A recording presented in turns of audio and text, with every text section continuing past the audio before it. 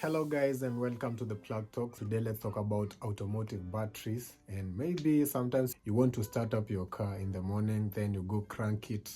It's not cranking because your battery is flat and you're like, let me just get a new battery. So here are some of the factors that you should consider. Number one, we have CCA.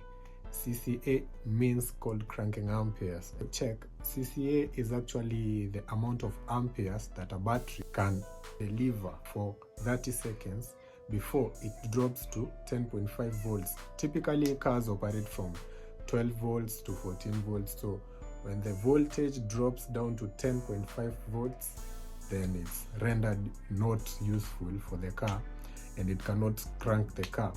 Typically most vehicles use CCA from 250 to 800 because mostly it affects just how well the battery is going to start the car in very cold regions, because CCA is actually measured at negative 18 degrees Celsius.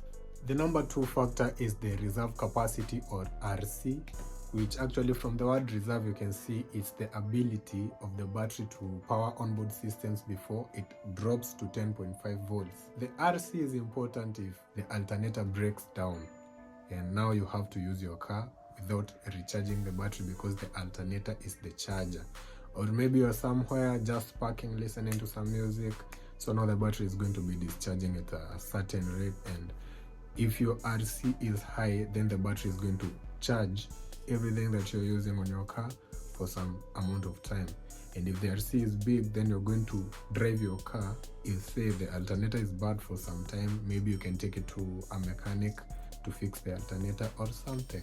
The reserve capacity is measured in minutes at a discharging rate of 25 amperes, and again, the higher the reserve capacity, the better your battery is going to be. Number three factor is the ampere hours, which actually shows just how well the battery is going to give a steady flow of current before dropping to 10.5 volts. Because after 10.5 volts, the battery cannot start the car anymore. Again, the higher, the better. After knowing all those factors that you should check, then you're supposed to go for a certain type of battery, because there are types of batteries. And let's break it down, starting with the wet cell batteries, which are lead acid batteries. Actually, it's lead pellets which are dipped in acid electrolyte solution, which actually stores and delivers charge.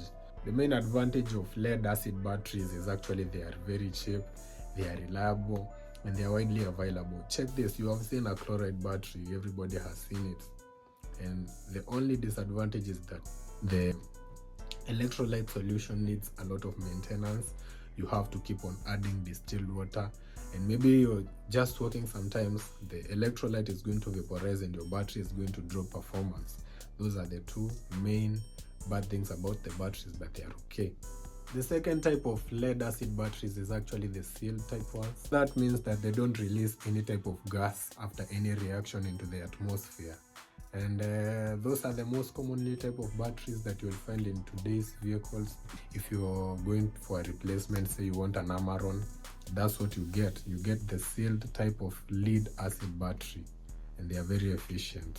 The type of wet cell batteries used in automotive uses are called SLI, which stands for starting, lighting, and ignition. These batteries are supposed to deliver a huge current over a short period of time before the alternator takes over and recharges the battery, as well as powering the vehicle.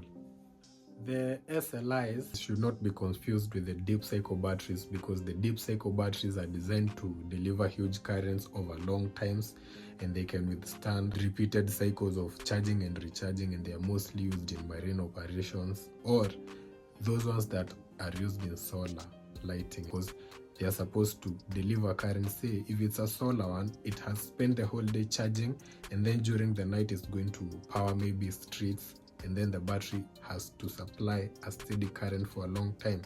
That's the difference between the deep cycle batteries and the SLI battery. That's why you cannot put a solar battery into your vehicle expecting it to work. The last subcategory of automotive batteries is actually the lithium ion batteries, which have gained popularity in the electric vehicles, the EVs, and the plug-in hybrids, the PHEVs.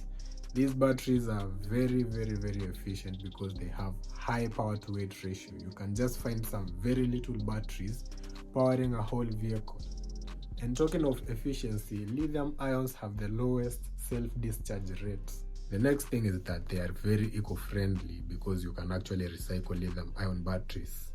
The only downside to lithium ion batteries is those batteries are mad expensive. If you have a hybrid and it has brought a problem of those batteries, then you know. And the next thing is that they are highly flammable. And a fire from lithium ion batteries cannot be stopped anyhow because it just goes, it just burns. It's very hazardous. But when used safely, they are very efficient. And that's pretty much on batteries. So if you're going to get a new battery, you should consider checking this out so you make a better choice for a better future, better tomorrow, eco-friendly tomorrow. See you guys.